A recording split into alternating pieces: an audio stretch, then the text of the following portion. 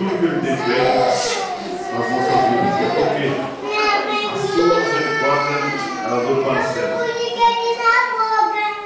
1 Coríntios capítulo 11, versículo 28, é o que foi lido. Nós vamos meditarmos aqui em nome de Jesus. Diz assim: examine-se, pois, o homem a si mesmo, e assim coma deste pão e beba do cálice. Pois quem come e bebe sem discernir o corpo, come e bebe juízo. Então está escrito: quando vem para a sua própria condenação. Amém? Glória a Deus. Pai, nós glorificamos o teu nome, porque o Senhor tem sido um Deus misericordioso. O Senhor tem sido, Pai, um Deus zeloso, bondoso, que tem realizado, Pai, as boas obras da nossa vida. Meu Deus, nós pedimos o direcionamento da tua palavra, Pai. Não queremos fazer conforme a nossa vontade, mas sim, Pai, queremos fazer conforme a tua vontade, porque o Senhor tem sido um Deus maravilhoso. Pai, traga sobre mim conhecimento, porque todo o meu conhecimento prático, a minha habilidade, a minha teologia agora, Pai, nós colocamos aos teus pés, porque não servirá para nada, a não ser, Pai, diante do teu altar como esteve, mas o que vem do alto do Senhor será para a utilidade da tua igreja. Pelo nome de Jesus, nos colocamos na dependência do teu Espírito para ministrarmos nesta ceia. Me ajuda, Pai, em nome de Jesus. Amém e amém. Glória a Deus. A Bíblia nos fala disso. O apóstolo Paulo, ele escrevendo essa epístola a Coríntios. Por que a 1 Coríntios? Porque é a primeira carta ou a primeira epístola que Paulo escreve aos irmãos da igreja de Coríntios. A igreja de Coríntios era uma igreja muito conturbada.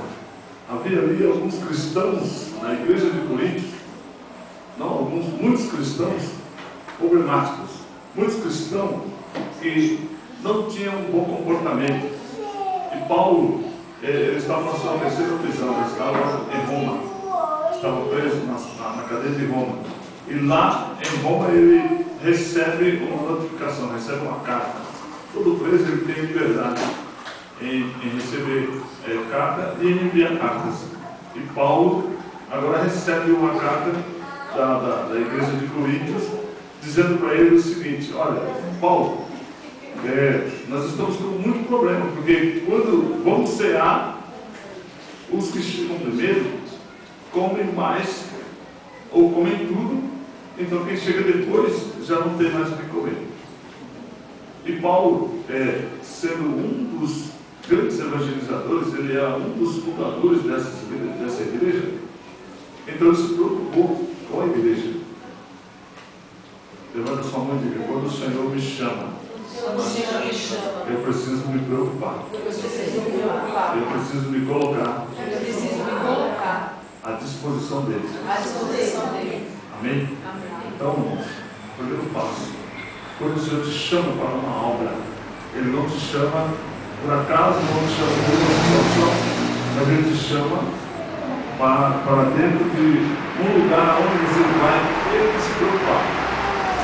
A obra de Deus, ela gera preocupação. A obra de Deus, ela te desgasta. A obra de Deus, ela te leva, irmãos, às vezes a perder noite de sono.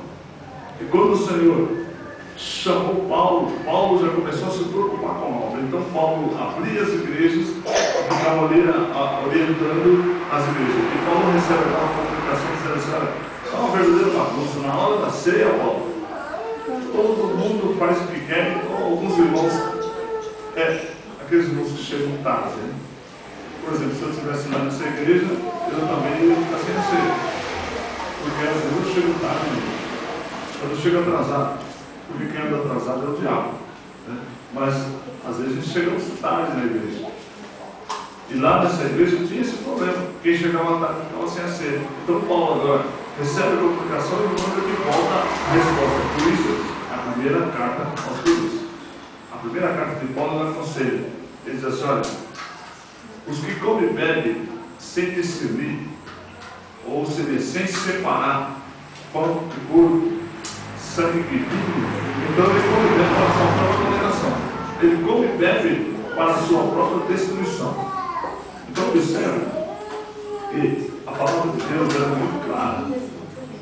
O que nós temos aqui é o corpo de Cristo. O que nós temos aqui é o sangue de Cristo. Aí você vai dizer, mas apóstolo, não é carne e não é sangue, porque é simbolicamente, é um símbolo. É um símbolo. Quando nós olhamos na igreja, então você vê a nave da igreja e nós separamos, né, os membros comuns e os membros que são obreiros da igreja. Os membros naturais e os membros já graduados. E o que é isso? Nada mais é do que pessoas que receberam uma chamada especial de Deus. Mas diante dos olhos de Deus, todos não passam de ser simplesmente membros. Tanto pastor, apóstolo, diácono, cooperador, evangelista, levitas. Deus olha e diz, mais um membro do meu corpo. Ele não reconhece essa unção que nós temos, que nós chamamos aqui pastor, apóstolo, presbítero. Diante de Deus não passa de membro. Ele diz, mais um membro para o corpo. Então nós precisamos entender que o Senhor, quando ele gera o mover do seu corpo, é porque ele tem algo a realizar. E é preciso, irmão, que se entenda que a Santa Ceia não é comer um pedaço de pão ou tomar um pouco de suco de uva. A Santa Ceia não é comer pão e tomar suco de uva, mas a Santa Ceia é comer a carne de Cristo e beber do seu sangue. Amém? Eu vou andar descer para cá, porque acho que fica melhor. É que eu fico atrás da coluna e eu não vejo os irmãos e vão me ver. Eu gosto de ver os irmãos.